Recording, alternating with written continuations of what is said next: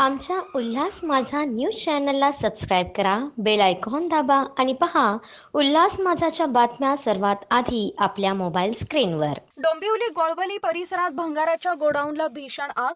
डोंबिवली पूर्वेकडील टाटा पॉवर गोळवली येथील देशमुख होम्स परिसरात असलेल्या भंगाराच्या गोडाऊनला आग लागल्याची घटना पहाटे 3 वाजण्याच्या सुमारास घडली.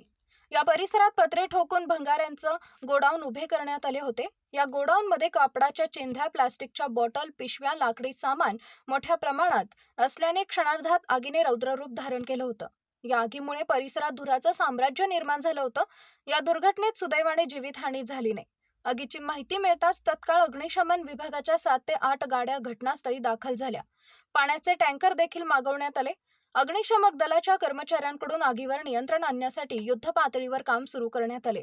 2 तासांच्या अथक प्रयत्नानंतर आगीवर नियंत्रण मिळवण्यात अग्निशमक विभागाला यश मिळालं.